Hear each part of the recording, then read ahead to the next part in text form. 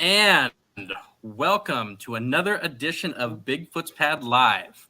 So on the line with me today, I have me, of course, Jeremy. I have Nick and Tim. We are going to be talking about the Battle for Los Angeles tonight. The only incident that, as far as I know, where the military admitted to possibly firing on a UFO. We do have some news that we want to talk about, like our normal news segment. We're going to try something a little bit different tonight. Because all three of us kind of have a lot to cover for this, we're going to talk about the news a little bit later on, but we're going to kind of jump straight into the topic after a few minutes of discussion. But anyways, before we get started, Nick, what do you think of this topic? Do you know a lot about it? I know we had a show about it on our old radio show a long time ago. I don't know if you remember. Yes, I remember it.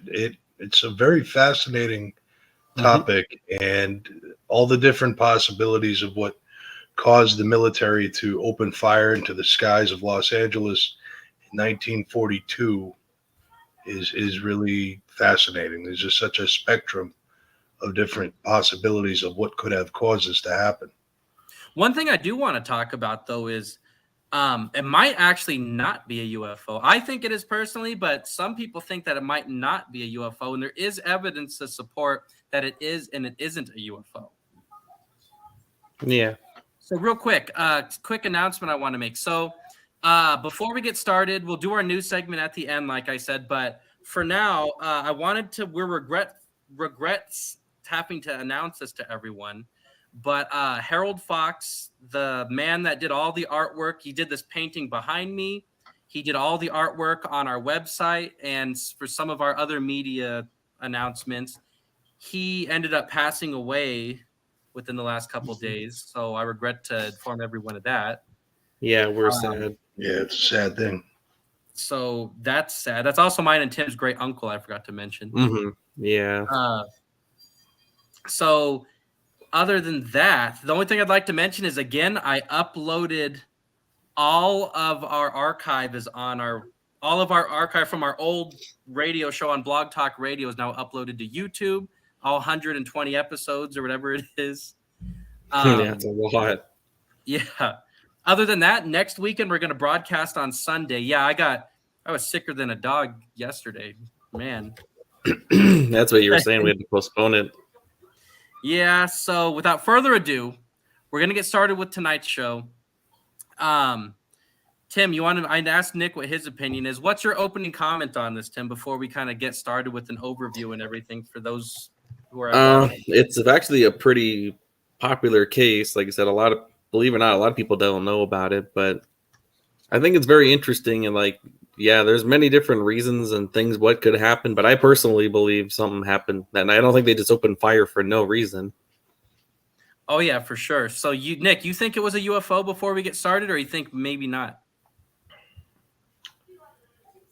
I'm more inclined to believe that it was a UFO just because of the famous picture there is of that UFO, and the witnesses that night described something that looked like a UFO. So I go with the evidence, and the evidence says that it looks like that it's a UFO.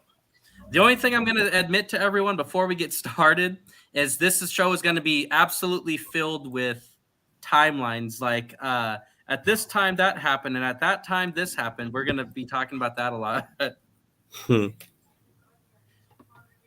Real quick, and a shout out from John and Tammy. Hello. So real quick, I'm going to give a quick overview. So the Battle for Los Angeles is also known as the Great Los Angeles Air Raid. This occurred on February 24th, 1942, and February 25th, 1942. The name was given to a rumored attack on the continental United States by Japan, Imperial Japan. And this was about 3 months after Pearl Harbor occurred. So this is right when the war was starting. This story that we're about to talk about, this was a huge headline. It made it onto most of the West Coast newspapers, even some of the East Coast newspapers. I do want to share a quick screenshot real quick of the famous picture before we get going. Now, you would think that an event like this would be more known than it is, because this is an absolutely huge event that occurred during a very important part of our history. Oh, Exactly. for sure. That's what I think is amazing. It's very popular, but also not at the same time. So I wanted to explain to the audience what they're looking at. So these are searchlights, of course, Your from the Spanish mountains. going on. What's that? Spanish was going off in the background. Oh yeah, I don't have anything playing on mine. So these are spotlights coming from the hills in California. These are artillery shells shooting at whatever this object is where the mouse is circling. It's allegedly it's a UFO in the middle of these spotlights, and the military opened fire on this object, whatever it is. So It doesn't look like a lot of nothing to me. yeah. So without further ado, we're going to get into the famous picture, and we'll talk about that in just a moment. But something I didn't know until yesterday, there's something called the bombardment of Elwood. Do you guys know about this? It took place the day before the Battle of Los Angeles. Very vaguely familiar. It's probably something we discussed in our show we did way back when. Yeah. Well, so the Battle of Elwood was the very first time that Japan opened fire on the continental United States, or they invaded. I don't call it an invasion, but they opened fire on the coast. It said it was a naval attack by a Japanese submarine on coastal targets. They only fired 13 shells, and it was at nighttime, and I guess their night vision wasn't all that great at that time. Or at least, I don't even know if we had it good at that time, but I guess they said most of the shells were hitting coastal defenses, or like I know one of them was like a water plant that was used for hydroelectric. I know was one of the things they were shooting at. So this was the day before the Battle of Los Angeles, and it says everyone was paranoid that Japan was going to come back and that they were going to attack. Did you guys know about this? I didn't know about that till like yesterday. I didn't know about that. Well, I've heard of like them doing that, but I didn't know if it was like one specific case or what it was. Did you know about that, Nick? I did read about that briefly while refreshing myself for the show. I didn't know that's what it was called, but I knew that the Japanese had attacked some kind of a oil platform or power plant or something. Yeah. So anyways, yeah, so Japan was trying to attack us. Of course, they actually did end up bombing Dutch Harbor, and they did land troops on Attu and Kiska Islands in Alaska shortly after this, though. So the first thing I'm going to talk about, I'm going to break this down. This is before the raid. This is kind of setting it up. This is February 24th, 1942. This is a few hours before the raid started. So the Office of Naval Intelligence issued a warning that an attack by Japan on mainland California could happen within the next 10 hours. So they're freaked out that this attack had just happened, the Battle of Elwood, bombardment of Elwood, or whatever you want to refer to it as. And people thought that the Japanese were going to storm the beaches. They didn't know if there was going to be an air attack, or they didn't say if it was going to be a landing force. So they basically just scared the crap out of all these people in California. In Seattle and Oregon too, right? Yeah, but originally the high alert was for the whole West Coast, but they narrowed it down to just Los Angeles County, like later on. So throughout the evening, multiple reports of blinking lights in the sky and flares were reported as possible Japanese attacks. And I guess these were false alarms. So everyone was kind of wondering when the Japanese were going to come. Everyone was kind of on high alert, like I was saying. Their nerves are up into the ceiling. At 7:18 at night, an alert was given saying to be prepared that any minute that they were going to come, but it was lifted at 10:23. So I guess it sounds like even the coastal defenses, the Office of Naval Intelligence even doesn't really know what's going on at this point. Yeah, it sounds like it. And we're going to fast forward a few hours, like I said. So from 7 to 10 at night, there was an alert given saying that the Japanese were coming, and it was lifted like around 10:30.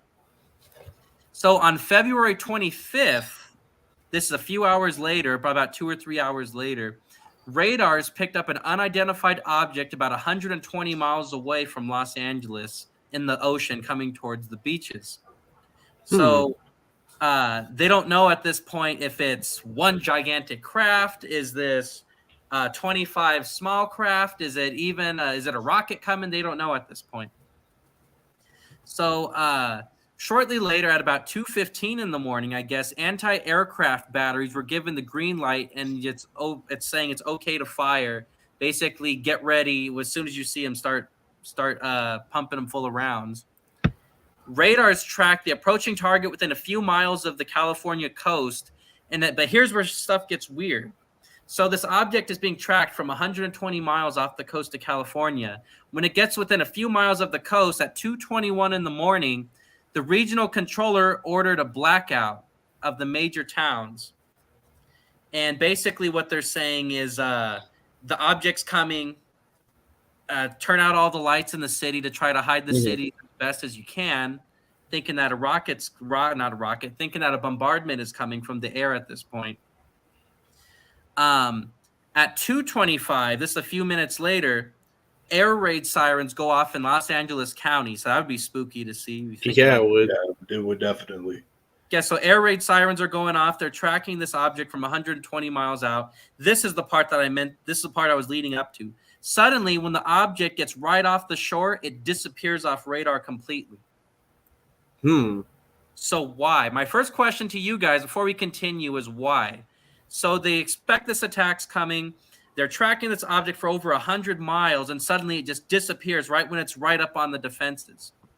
What do you want to go first, Nick? Then Tim could go after you. Sure. Well, if you go with the hypothesis that this event was in fact a UFO, they have technology that's beyond our understanding and would be able to cloak themselves in the blink of an eye. That's the first and most obvious thing if you go with the hypothesis. Also, though, what I have read in some source material pertaining to this event, there were a lot of poorly trained volunteer forces that were in the middle of this battle and firing off into the sky. So there could be a degree of human error where, some John Doe, some random John Doe guy who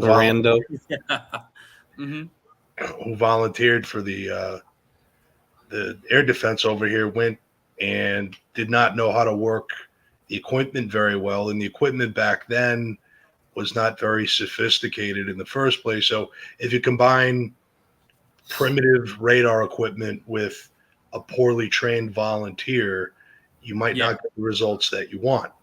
It's like you and us just running and manning a defense. That would be like us, you, me, and Jeremy getting deployed to the Ukraine. Remember? We'd be dropped off there dead in a heartbeat. They were saying something about, I guess they said when they thought the Russians were going to go into Kiev, they were saying that if you were over a certain age and you could gather 5 guys together, they'd give you AKs and like a RPG or something. It's insane out there. But yeah, that's basically what happened. That's largely an example of what happened back in 1942 in Los Angeles. You had a volunteer force manning these battle stations.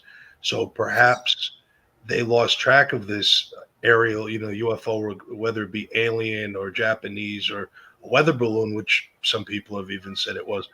I'm not saying I believe that. I'm just putting that possibility out there because as an investigator, that's what we have to do. Oh, you're saying that you think it was human error is why it disappeared off the radars? Yeah. What do you think, Tim? It's very likely, like Nick said, it's possible. Like I still like to think it's a UFO, but yeah, if they lost it on the radar, maybe it's because of a human error. But if it were a UFO, though, they could technically disappear That could off be of the case. radar, whether because this was early radar, so maybe they went high up into the clouds. Maybe, I don't know if they disappeared somewhere. You're millions of years ahead of us in technology. They could even just maybe teleport or do whatever. Or as crazy as it sounds, maybe they cloaked themselves. Yeah, they could definitely have cloaking technology that would blow anything we have even today away, never mind back then. Right. So there is another thing I'm trying to find real quick. It's just amazing though that like just the fact it happened and it's documented and everything. There's a second part to this I found out. It's like the Battle of, I want to say Philadelphia, and the Battle of somewhere in the Carolinas. There's like 2 more of these within days of this happening. I forgot to mention to you guys. That's So I was thinking interesting. that'll make a good thing for next week's show. I think we're going to talk about that a little bit. Yeah, we definitely could. I mean, another proposed theory is that everything that the witnesses reported, along with the firing of the guns into the air, was simply a case of mass hysteria. Because we're all sitting on, America as a country was sitting on the edge of its seat, waiting for the Japanese to attack. So maybe there was some strange anomaly that did appear on radar, and it just caused these people who already had a quick trigger finger to go off blasting into the sky at perhaps nothing. Again, I don't believe that. I'm just saying that's stuff that, is circulating out there in the various different theories as to what caused this event. Well, you also have to remember, like I was saying, that the Japanese attacked them the night before. Yeah. They didn't really cause a whole lot of damage, but they did attack the night before. Right, and morale must have been really low. Yeah, though, the people in Los Angeles definitely had a right to be defensive because they had attacked Pearl Harbor and then they attacked that power station. So you had to be on the edge of your seat and ready to fight back because, at the time, you wouldn't know when the Japanese were coming and what they were capable of. Exactly. You don't know what kind of weapons. So, just like I know, like the Americans too, they were told, because the Japanese really did. They had like biological warfare programs like designed to hit California. They never did take place, but that's the kind of stuff that people in LA were hearing, and they didn't know what to expect. Yeah, actually, wow, there's a. What were we saying, Nick? There's maybe another future. Have you ever heard of Unit 731? Either of you guys? I know I haven't. So in World War II in Manchuria, the Japanese. Oh yeah. That's the Japanese biological warfare program. Yeah, they were. Yeah, I've heard of that. That's what I was just saying. Yeah, I know what you're talking about now. That might be something we could talk about in a future episode of the show. Oh, for sure. So we're leading up to this bombardment. So I have a couple more notes before we get to the actual raid itself. So at 2:43 in the morning, this is about 20 minutes after the object disappears. At 2:43, planes were spotted near Long Beach. And a few minutes later, a Coast Artillery colonel spotted about 25 planes at 12,000 feet over Los Angeles. And that's the exact quote. And the guy said in quotation that they thought they had a full-scale invasion on their hands. So at 3:06 in the morning, a balloon carrying a red flare was seen over Santa Monica, and 4 batteries of anti-aircraft artillery opened fire on what they thought was a balloon. And it says, in quotes, it says, after that, the air over Los Angeles erupted like a volcano. It's all hell broke loose. It says some soldiers saw balloons, some saw airplanes. What do you think, Nick? Do you think if there's clearly a difference? I mean, before they're opening fire, some people are seeing one big object, other people are seeing 25 planes. The guy did have quite a few, quite an exact. If he knows the altitude, how many planes and stuff for him to be seeing things. I think I read that eyewitness's report, and he was very detailed in giving what he had seen. Yeah. So I definitely think there were things flying around in the air that night. I don't think it was just a hallucination or people freaking out over nothing. Something was out there. Swamp gas. Yeah. And a weather balloon, yeah. But no, because there's videos of UFO, like dozens of UFOs coming together as one too. So maybe that's a possibility. Maybe there was some objects that maybe.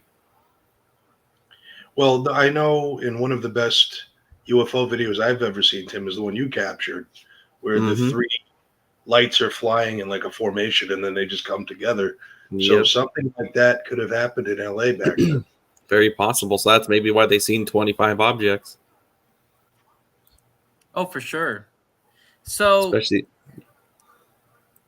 Oh, go ahead, Tim. Oh no, I'm done. So the batteries start opening fire. So they opened fire at about 3:06 in the morning is when they opened fire. So at And that would scare you 3:06, too if you're asleep. oh yeah. Well, they had the air. Yeah, I just was trying to think. Can you imagine Los Angeles and Orange County and everything? Well, not Orange County, Los Angeles County and all Yeah. that just blackout. They turn out all the street lights and all the power shuts off, And you then hear everything air just raid erupts into sirens. giant gunfire. Yeah, all of a Yeah, that'd sudden. be terrifying. Well, because they said that the air raid sirens only went off 20 minutes before all this happened. So you got to imagine, like right now, Nick, you're sitting there hanging out. All of a sudden, the power shuts off. Air raid sirens turn on, and all of a sudden, you hear artillery start shooting everywhere. That'd be scary. Then if you're the soldiers, and then all that happens, you're a soldier over there going, "Hurry, quick, fire! Fire!" Yeah, you'd be like, "What the hell?" Or you also got to 20. imagine. There's 20 objects. Fire! And if for some reason, say they really were seeing things, say it really wasn't a UFO or it really was a weather balloon. Can you imagine if you're the first guy to open fire and everyone else is shooting out while you're shooting at? Yeah. Well, something I did want to mention though, but if they didn't do that though, and the Japanese really did come, can you imagine how disastrous that would have been? Oh, yeah, Yeah. it would have been an utter disaster. That would have been Pearl Harbor Part 2. They do that. Oh yeah, Mm-hmm. it would have been worse than Pearl Harbor because we were Los talking Angeles. about major urban areas. So Yep. Los Angeles would just be open, like an open big target for all Yeah, for whatever bombers. yeah, Bomb one of the biggest regions of the country, just demoralize them. Well, they said A lot the of the war Japanese effort took attacked the place night there, too. before. Here's my next question. I guess I just thought of this. So, if the Japanese attacked that area the night before, if this was a UFO, why would they go to the same exact area the Japanese had attacked the night before? Do you think they would even know about this, or is it just a coincidence, or what do you guys think?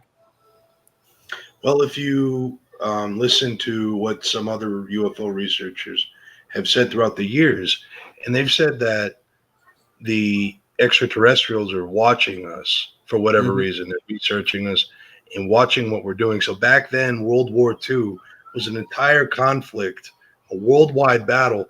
Yep. I assume aliens would take interest in what was going on. So if the Japanese submarine attacked that power station, alien reconnaissance teams might be coming down to see what was going to happen. Exactly. Mm-hmm. So, and if it were the Japanese, I guess that would make sense if they sent over some kind of reconnaissance balloon or whatever you want to call it. Oh yeah, they'd want to know what's over there.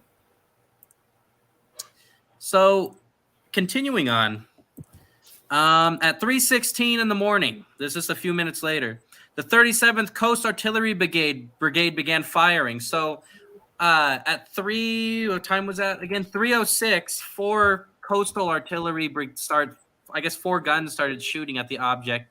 At 10 minutes later, it said all hell broke loose. The whole batch of guns started firing. They were firing 50 caliber machine guns and 12.8 pound anti-aircraft shells. It says 1,400 shells were fired. So this wasn't just like a few 28 shots. shots and it's over. No, they dumped their entire arsenal. This was like a full-blown like brigade. I guess on the other side of the coin, though, at least we were ready. If something were to happen, they were prepared for that. Yeah. It says there was pilots of the 4th Interceptor Command. They were alerted that this object or objects was there, but they remained grounded. It says that the AAF, American Air Force, kept its pursuit planes on the ground. It said they were preferring to await indications of the scale of the invasion, the direction of the attack, and I guess they wanted to do that before they committed to sending the Air Force up there. I guess this is before they were called the Air Force, of course, but they were waiting to see like what the attack was going to be like and how many there was before they started sending planes up there. Well, we just to kind of address the pandemonium that ensued during this. I'm reading one account. It says that frightened drivers had been speeding through the streets with all the lights off, and there were 3 traffic fatalities. And all pandemonium. 3 other people died of heart attacks. They just died of heart attacks of fright. Yeah. So I mean, I mean, everything's bottled there. You're being told like Japanese are attacking. Turn off the lights, and then people are opening fire and driving around like crazy. Of course, you're gonna have a heart attack. Can you imagine? I mean, I hate to laugh this, but can you imagine, Nick, right now, if on the news they said, "Oh my God, the Japanese are gonna bomb your hometown, and within the next 10 hours, run for your lives!" all over the news? Can you imagine? Not even that. Remember, they got a 20-minute warning. Remember? I mean, they told them there was a 20 minutes 10-hour ago. warning. Well, originally they said there was a 10-hour window, and then eventually, you got to imagine. Then, right when everyone's thinking this, they say, "Okay, we're gonna call off the 10-hour wait." And then suddenly they go, "Actually, no, they're here right now." Like, that's basically what happened. And then they shut off the power on everybody. Yeah. So anyway, If that happened, you think the guys that do burnouts by Apex would still get into their traffic fatalities, regardless if the Japanese weren't. Oh yeah. Yeah. So continuing on, the artillery fire continued sporadically until about 4:14 in the morning. And that's when the all clear was sounded and the blackout order was lifted at 7:21 in the morning. So that was about 4 or 5 hours of Los Angeles County being in the dark. I can't imagine like nowadays there'd be looting and people being killed and stuff. Yeah. Like, nowadays it wouldn't be worth defending. Yeah. So the damage, the next part of the presentation I want to talk about was the damage that was caused by this bombardment. Several buildings and cars were damaged by falling shells and shell fragments. 5 civilians died, like Nick was saying. 3 were killed in car accidents and the ensuing chaos, and 2 died of heart attacks attributed to stress from all the bombardment. God, that's horrible. I don't mean to laugh, but I'm just picturing like you got. And plus, not just that. Imagine if like you're an elderly person, even at that time, you have no idea what's going on. Yeah. But then again, most of the bombarding, they had artillery things hidden all around Los Angeles County. So right, and shrapnel flying in your house and things. They had flak blowing up all in the sky, and then you had like the hills of Los Angeles, and you got Hollywood and all that has anti-aircraft guns that were hidden up in the mountains, so camouflage everywhere. So some people did die. The controversy surrounding this. This is where we're going to get some good conversation coming up before we get into the lunatic, bizarre stuff. Some people say that the anti-aircraft shell bursts caught by the searchlights were mistaken for enemy planes. That's one theory. Some people say that they saw swarms of planes or balloons varying in number from 1 to 200. And then some people say there were speeds going from very slow to 200 miles an hour. And there were some reports that 4 enemy planes had been shot down, and one was supposed to have landed in flames out at a Hollywood intersection. So I was going to say, I'm not sure how you could mistake that something in flames is crashing into Hollywood, but... right. Well, I even heard the one theory that the government even tried to cover it up. Like it really was a Japanese attack, and they just tried to cover it up. Oh yeah, we'll get into yeah, for sure. We'll get into that in just a second. I'm going to talk about what do you think, Nick, about that? Do you think that they were seeing stuff, or you think maybe not everyone was seeing stuff? Oh, excuse me, but I do believe that it probably was a UFO. Excuse me, I'm getting the hiccups. An alien aircraft, and oh, I'm gonna try to burp it out, but I think it was an alien aircraft, and it was coming down to look to see what was going on. Oof. Exactly, I think so too. Especially one of the worst events of human history. Of course, they're going to want to come. Imagine our former team member when that's going on. Sorry, I hate to go off topic, but he lives in Los Angeles County. I can't imagine that. Oh shit! Run for your lives. Anyways, so this is what we're going to talk about. The next part of the presentation, we're going to talk about the official press releases. So some of these are kind of lengthy, but I feel like we kind of need to talk about these. One of these is extremely sounds like a lunatic, and I've been waiting the whole show to talk about this part. So the very first one I want to talk about, it says the Navy immediately insisted that there was no evidence of the presence of enemy planes. And the Secretary of the Navy, Frank Knox, he announced at a press conference on the February 25th, the day of the raid, that it was just a false alarm. And at the same conference, he admitted, though, that attacks were always possible and indicated that vital industries located along the coastline needed to be moved inland. So they basically swept the bombardment of Elwood under the rug and said, I mean, that's what's weird to me is, like, they say, oh, it was just a false alarm. These soldiers were off their rocker. They don't know what they were doing. But I'm like, yeah, but you got to imagine these same dudes had a Japanese submarine shooting at them like the day before that or 2 days before that. Yeah. And then all of a sudden they're told there's dozens of objects in the bay to start opening fire. Yeah. Yeah. It says a report to Washington made by the Western Defense Command shortly after the raid indicated that the credibility of reports of an attack had begun to be shaken before the blackout was lifted. This message predicted that developments would prove that most previous reports had been greatly exaggerated. And this is, I guess, right after the bombardment or right during the bombardment. I got three more. This one's my favorite. This one's a bizarre one. I want to get yours and Nick's opinion on this one. This one's my favorite. Okay. Secretary of State Stimson, I said it's Secretary of State, but Secretary Stimson announced his conclusion. He announced this to the War Department. He says he advanced two theories to account for the mysterious craft.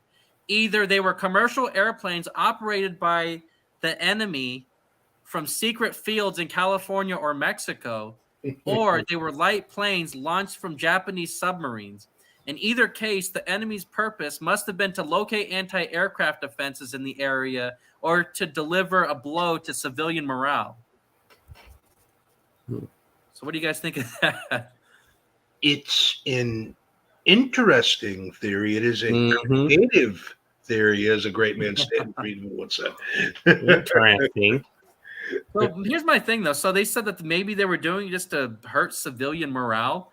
Yeah, that's and that kind of stuff was done, but I don't know why the Japanese would waste it to that degree. That's the case. Yeah. I don't even know what to say about it. It's bizarre. So Representative Leland M. Ford of Santa Monica called for a congressional investigation. They were saying, this is a quote, it says, none of the explanations so far offered removed the episode from the category of complete mystification.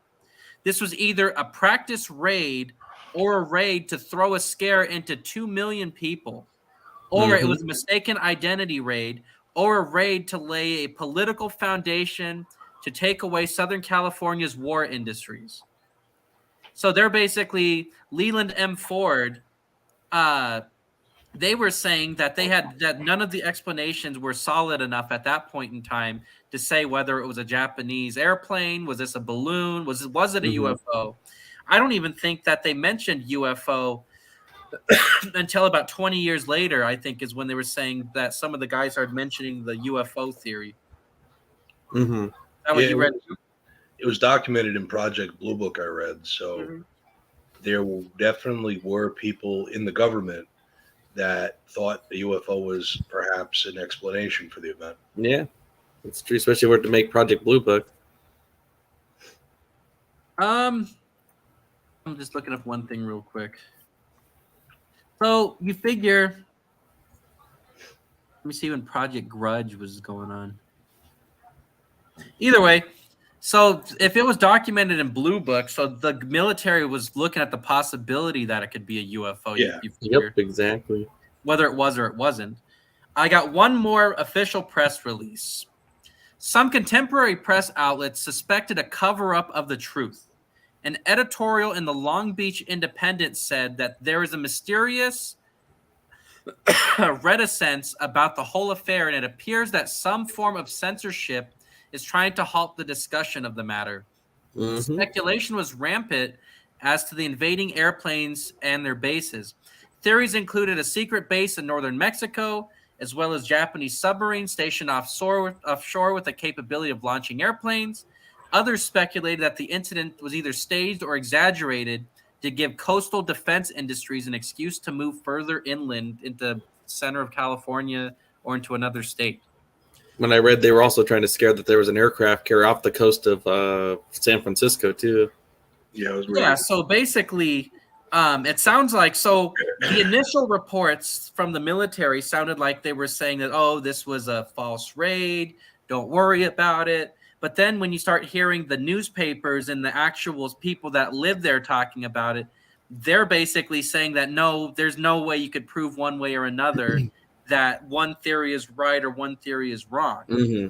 So the people that actually lived there and some of the soldiers that were participated in this, they're saying that they don't know if this was a UFO or what the hell it was. So I'm thinking maybe of course the official government, they don't want to scare the populace Of course, into thinking that we're able to be invaded or that the Japanese really did show up. Because I heard there's a cover-up that they think there really wasn't like a Japanese air raid, but they censored it too. Well, there's pictures of the air raid online other than the one that I showed you. But apparently I only found one picture, but didn't really show much. But there's only one specific picture where it shows the alleged UFO. There was something picked up in the ocean that I'll get into in just a little bit. So the Japanese statement, this is interesting. At the end of the war, the Japanese stated that they did not send their airplanes over the area at the time of this alert, although submarine-launched aircraft were frequently used over Seattle. So the Japanese said it wasn't them, whatever the case. Remember right now we're talking, all of a sudden the lights shut off, and everyone, go run! You run for your life! And then you hear the air raid time. So I'm just thinking about that right as we're talking, like how scary that would be. Oh, I can't imagine. Or even right now, can you imagine what the grocery stores would look like if it came on the news and the TV saying to prepare for an invasion in the next 10 hours? Everyone would run to the Walmart and Home Depot and raid the shelves and stuff. Well, here I found a zoomed up photo of what appears to be the craft. Mm-hmm. That's clearly nothing right there. And now there is debate about this photograph because they said the negatives from the photo went missing, the original negatives, and they said that these photos were doctored, and it's kind of an optical illusion. You know, you see in the red square what appears to be a flying saucer, or at least the shape of a flying saucer in the searchlights. But I did find from an LA Times article, a guy named Jack Smith said he saw a couple copies of the negatives in 2011. He said the non-retouched negative is very flat. The focus is soft and it looks underexposed. Although I cannot tell if the negative was original or a copy negative from a print, it definitely showed the original scene before a print was retouched. The second negative is a copy from a retouched print. Certain details, such as the white spots around the searchlight's convergence, are exactly the same in both negatives. In the retouched version, many light beams were lightened and widened with white paint, while the other beams were eliminated. So this gentleman had seen copies of negatives of this famous picture that we've displayed on here tonight, and from what I gather, it sounds like what the paper showed is what was there. Of course, they did a little Photoshop, at least back then, what called Photoshop, and they lit things up a little bit, but that circular disc that had all the still there converging on it, it was there. Oh yeah, for sure. So do you think that the picture that's famous all over the internet, do you think that's the actual picture, or do you think that we're looking at something that was made by a person? I think it's real. Yeah, I think it's the actual picture that comes from the newspaper. Especially if they're on the newspapers, yeah. So one thing... Quick, run, hide! No, kidding. I'm going to keep doing that. Or at the drop of a dime. That is kicking my ass right now. I can't believe I can't figure that out. It was the Battle of Washington, D.C., and was like 10 Yeah, I know years about after that one. this. And then there was another one. I want to say it was like Philadelphia or somewhere in the Carolinas. I was like, we're going to have to do a show next week on that because this is kicking my ass and it's starting to piss me off. I can't think of this. So, continuing on, what was the object? So, what do you think? So, what do you think about the possibility of it being a meteorological balloon? It says they were known to have been released over Los Angeles. So, this is My kind of thing is, I just don't get why they would have not shot one down before if they were so ready, like plentiful over the valley there. What do you think, Nick? Like, wouldn't they have halted all that stuff, or why would you launch a meteorological balloon when the lights all come out and they say to be prepared for an invasion? Yeah, I don't know. There must have been a miscommunication if that was the case of whoever launched the weather balloon and in the military personnel. So Yeah. I don't think it was a weather balloon. I don't subscribe to that, but it just was a communication error between all the various different parties involved. It is kind of funny. It just sounds like it's all the way around. Like, even if it wasn't like a theoretical Japanese invasion, it just sounds so unlike planned, like the defense. Yeah, we were caught off guard for sure. Yeah. We were ready, but we weren't ready. Like, yeah, we had the weapons, but we didn't have the intelligence or the mind to really deal with any potential attack from Japan, Germany, Italy, or whoever. Mm-hmm. This showed that we were just completely caught off guard. And so, do you think that's a dumb idea that they said it could have been a weather balloon that was launched from Los Angeles? Like, if they're giving you a 10-hour warning that the Japanese are coming, why would you launch a weather balloon during that? And we all know they would have had like radar or watching the skies like a day beforehand too. Well, I have this another theory. It says after the firing started, careful observation was difficult because of drifting smoke from shell bursts. So I guess people are saying when the shells are going off that you can't tell what's going on. Next theory. Was it actual airplanes like you were saying? Mm-hmm. What do you think's the theory about that, Nick? That maybe it really was Japanese airplanes and we did happen to shoot them down and they're just hiding it from the regular people?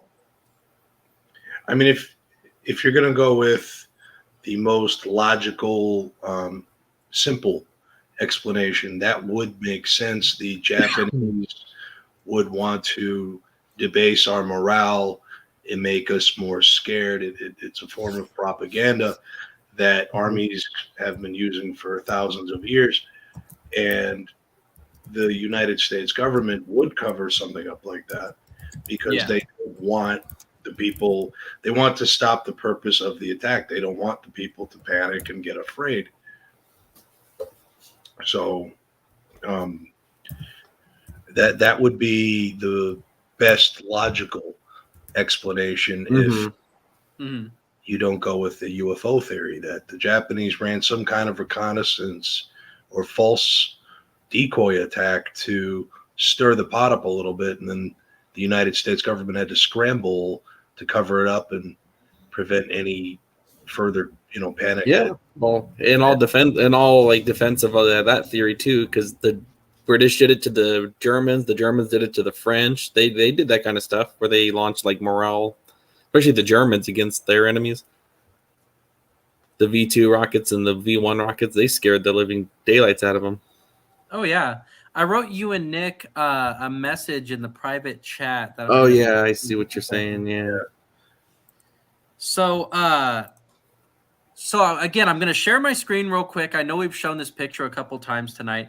I'm going to show the picture one more time while I give the description of what people were. Okay, so again, what we're looking at here gets blurry as I zoom in. Nick had a better one earlier. These are artillery rounds shooting. This is the object. You could kind of see it like as a general shape to it. There's something there. Whether Yeah, it's a weather definitely. balloon, a plane, a UFO, or something there. And this obviously the spotlight people all see it, because why would they all be shining their spotlights in the same area if it was just one guy that was seeing it? So obviously something was there, because there's at least 1, 2, 3, 4, 5, 6, 7, 8, 9, 10 or 11 spotlights shining on that one spot. At least, yeah. So I have it. It says a photo published by the LA Times on February 26, 1942, has been featured in UFO conspiracy theories as evidence of an extraterrestrial visitation. They assert that the photo clearly shows searchlights on an alien spaceship. Some witness accounts say that there was an object in the sky that was either taking hits from the shells and was not taking any kind of damage, or it was some kind of a shield or a force field protecting the object from the shells, say some of the men in the 1960s that were talked to by MUFON investigators. So what do you think of that? Or NICAP? I don't know if they were NICAP or MUFON at that time, but I guess one of whatever they were. One of the Before they turned, I don't know if they turned into MUFON or not by that point, but I guess they were telling people that either the shells were hitting an object and they weren't affecting it. Like, I don't know if the metal was too strong or some kind of Star Wars force field. What do you think, Nick? If it is UFO, again, I'll say again, the extraterrestrials have technology beyond our understanding, and I'm sure they would know about our weapons capabilities. So field, it would be logical for them to turn the force field on to protect the ship, the craft, from a bombardment of munition shells. That just makes sense. If you're going down into a area where a group of people are firing off a bunch of weapons and you have the capability to block those weapons, you're going to do that. No, definitely. You're not just going to, let them hit you. Oh, for sure. Continuing on. So if some of these guys were telling UFO investigators that they actually thought this was a UFO, like I said, the original reports didn't say UFO. They were talking about different things. So I don't want everyone to think that the only thing I'm setting my mind on is that it was a UFO. I think it was a UFO, but I guess the original reports were saying that they didn't mention UFO. So I wrote, are all the witnesses liars then, if people don't want to take those accounts seriously? Could something like this really exist, such as a force field or some kind of an object that, I guess I'm referring to, could it be something that was like a top secret project?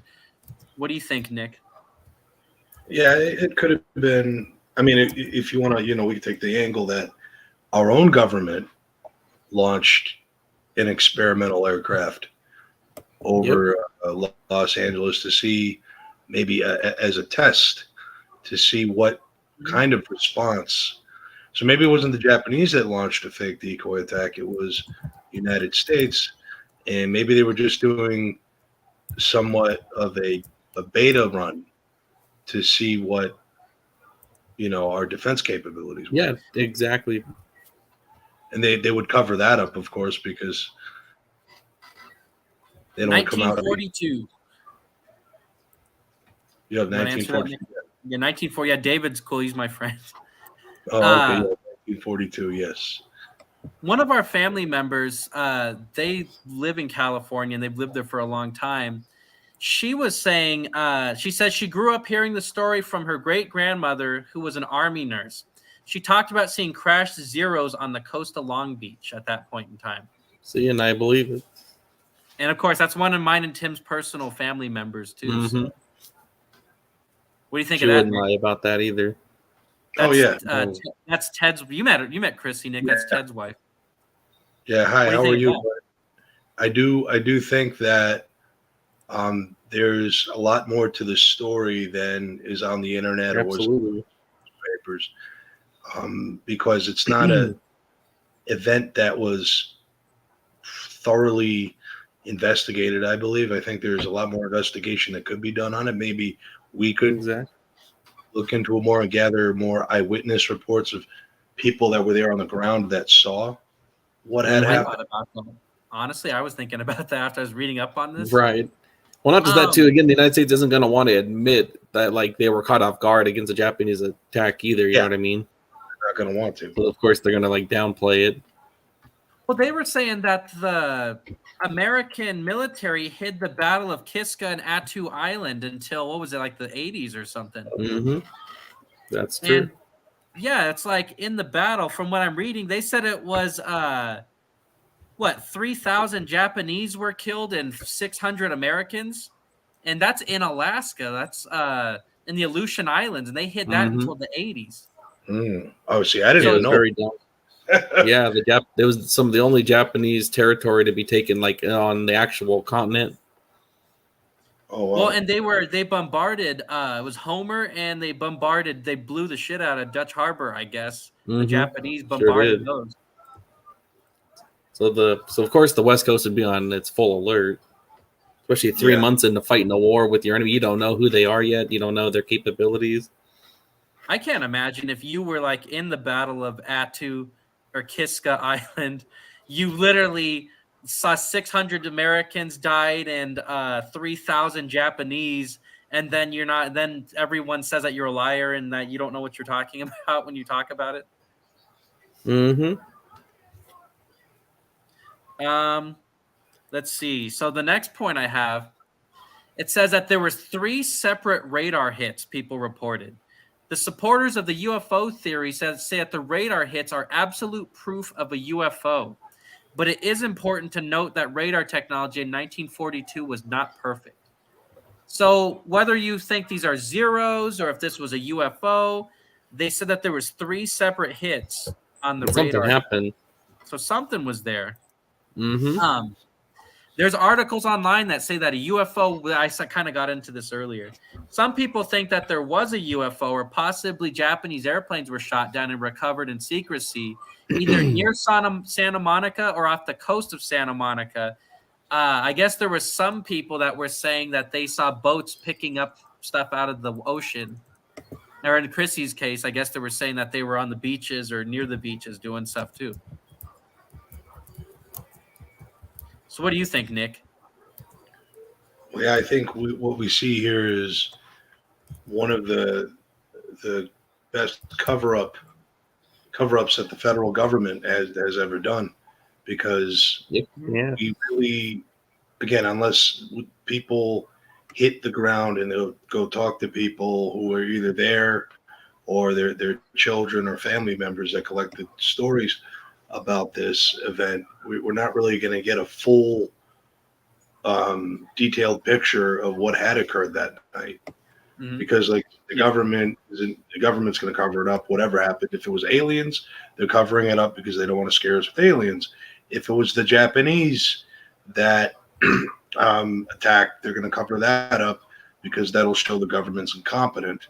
And then lastly, if it was some kind of a false flag done by the U.S. government, they're not going to admit that either. So you're not going to get a correct answer about this event from any official source. It's just not going to happen.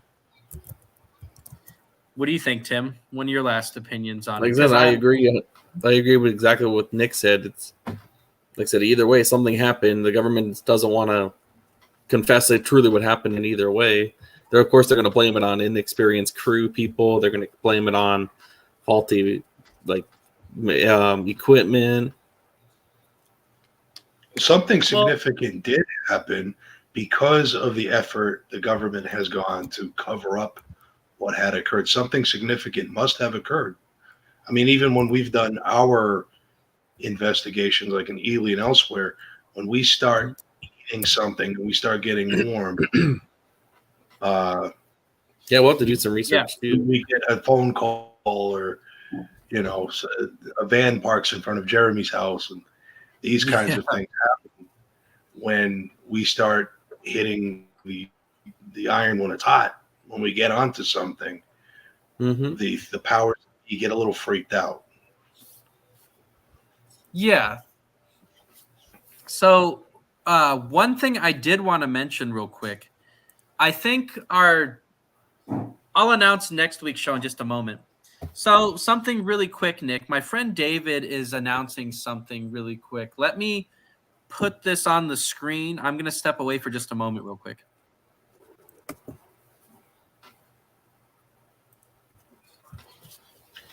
feel like it's a common response. David, are you referring to like the response from the United States military or the response the government had in covering up what had happened in Los Angeles back in 1942? I mean, I can answer both. The response of the government when they ordered all these anti-aircraft to shoot over 1,400 shells into the sky is a common response in human nature. As we've seen, when a group of people freak out, they freak out majorly.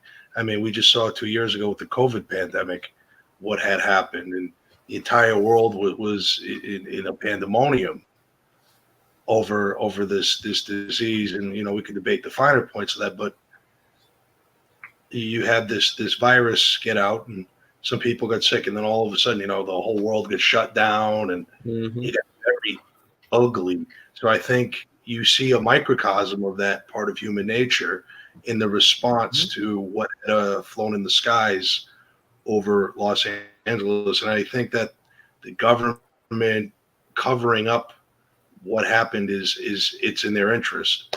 Like I said, if it was the Japanese, they don't show weakness. If it was a UFO, they're not going to admit that, because that opens up Pandora's box that they don't want to explore. And third, if it was a false flag run by the U.S. government itself, that shows their malevolent nature and capabilities. They're not going to admit the truth on any of those fronts. So that would be, it is the common response most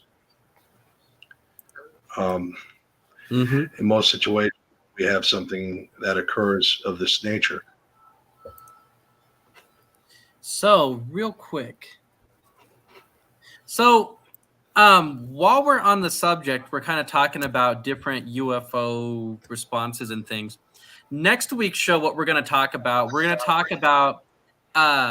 UFOs that were called to scramble in order to respond to UFOs. Some of these pilots didn't make it back. Some of these pilots did make it back. That's something that we've never really covered before. I think that'll make a great show, and that'll give me the chance to cover the battle for Washington, D.C. and some of those events next week. What do you guys think? Yeah, that sounds like a good idea. Next show is going to be on a Sunday, though. I forgot to say. So we did end up booking an interesting guest for, this is kind of off topic and it's kind of out of the blue. We have an interesting guest for June 17th. We got Grant Cameron coming on the show. He's going to talk about a book that he wrote about Jimmy Carter and UFOs and the paranormal. Sounds kind of bizarre, I know, but I guess this book has great reviews on Amazon, and we're going to get into it. So that's going to be on the 17th. Cool. Next week, like I said, we're going to talk about another UFO show. We're ultimately going to lead up to a UFO disclosure show. That's the one that we've been waiting to throw our hat in the ring, because me and Nick are being attacked by a couple of famous YouTubers, I guess you'd call them. So that's armchair investigators. Yes, social media researchers, I guess you'd call them. Twitter detectives. So we're going to do something a little bit different tonight. We're going to talk. We're going to talk about our news stories last. So instead of doing them first, we're going to kind of do that right now. You want to go first, Tim? Sure. Here we go. I'll share the screen here. So this one's very interesting. I saw this actually a couple days ago, but okay. Can you see it? It's loading right now.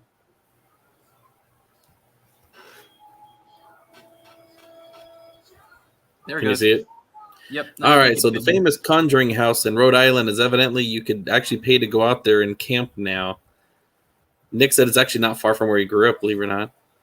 Oh God, Yeah. why would you want to camp there? Wouldn't you want to go inside the house rather than camp out there? Back in Well, it Rhode says Island. the Conjuring Rhode Island house is now offering special paranormal camping option for visitors who are brave enough to sleep among the spirits.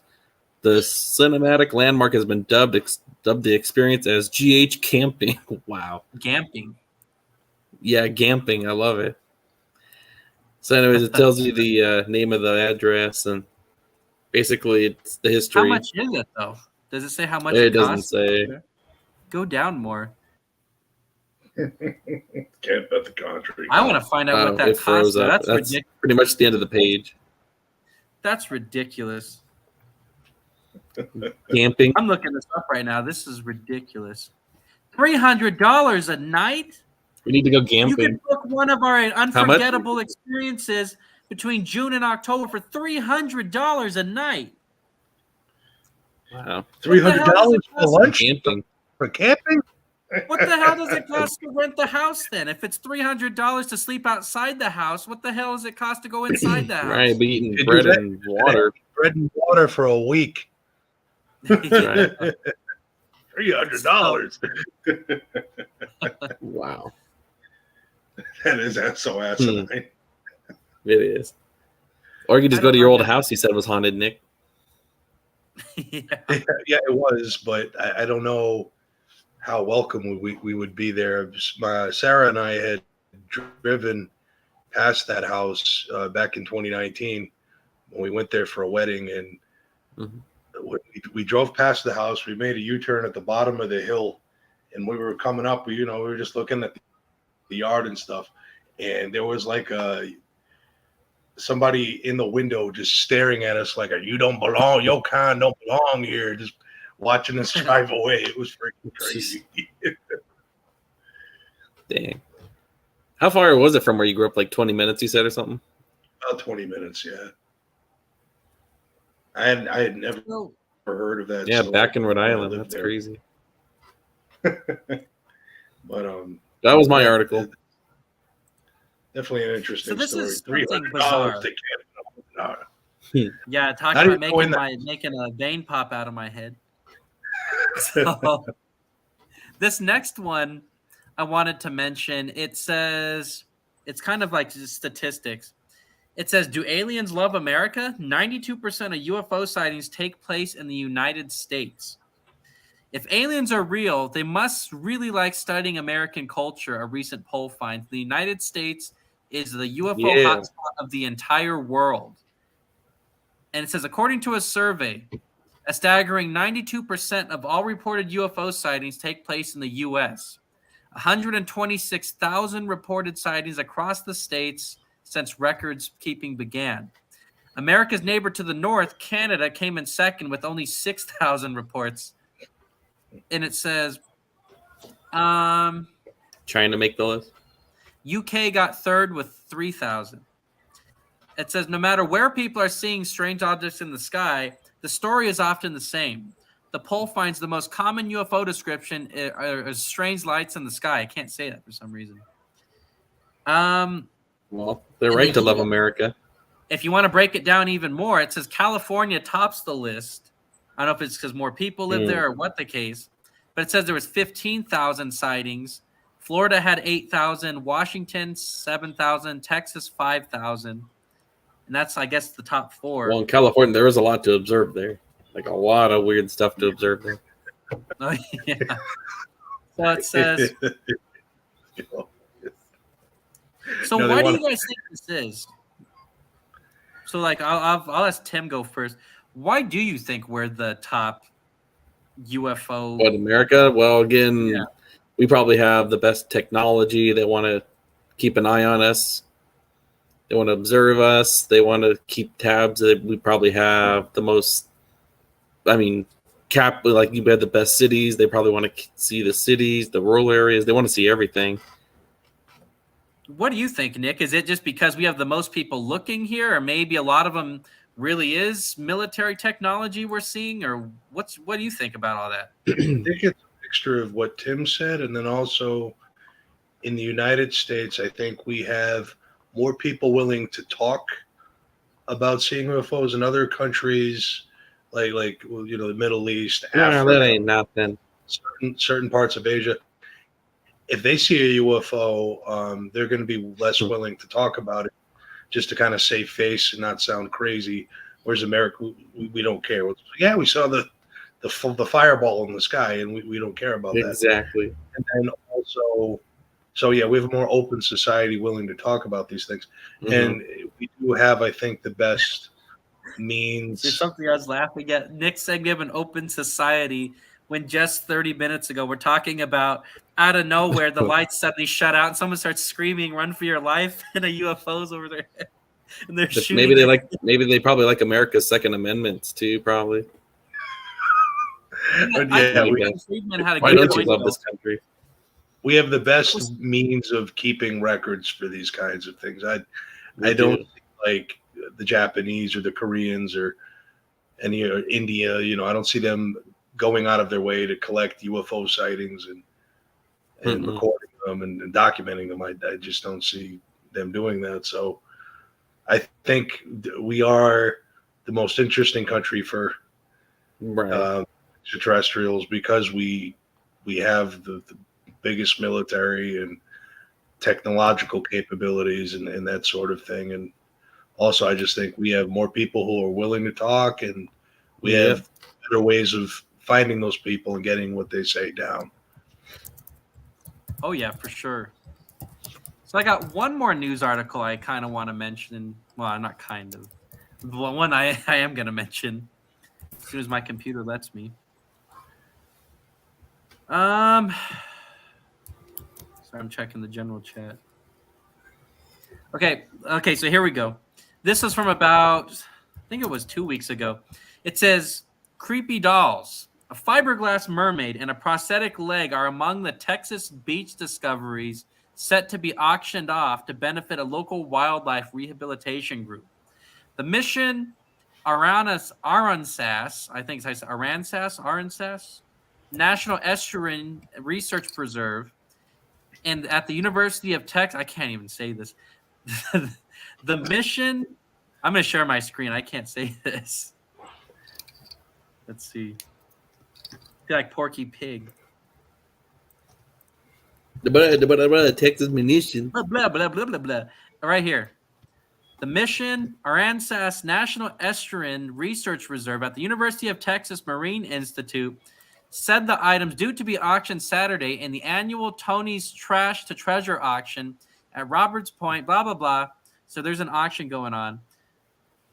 It says they have barnacle-encrusted dolls, a fiberglass mermaid statue, a prosthetic leg, a spell bottle, Haitian money, an old Bible, a Chinese beer, steamship coal from the 1800s, and a message in the bottle that floated from Jamaica. Jace Tunnel, director of the I gotta say that again. The Mission Aransas Reserve said that items are recovered by researchers conducting weekly surveys along the coastline. The auction made headlines in 2022 when someone paid $10,000 for a cache of water damaged and barnacle-encrusted dolls featuring missing hair and limbs and eyes. Bizarre. So going up, here's the picture they showed. I think there's a couple of pictures of them. Wow. Reminds me of something Nick would want to buy. It does. Bizarre. I don't know why my computer is going so slow all of a sudden. So, Nick, what do you think of that, Nick? Some weird auction with creepy stuff. Yeah, I mean, it's an interesting thing. They're taking these odd objects, which collectors certainly will pay, a nice pretty penny for, and the money goes towards, a good cause in protecting nature and animals. So overall, I'm a supporter of it. So, Nick, real quick, it's a little off topic, I know. You know who else lived? Imagine our old friend Kevin talking about how the UFO in the Battle of Los Angeles.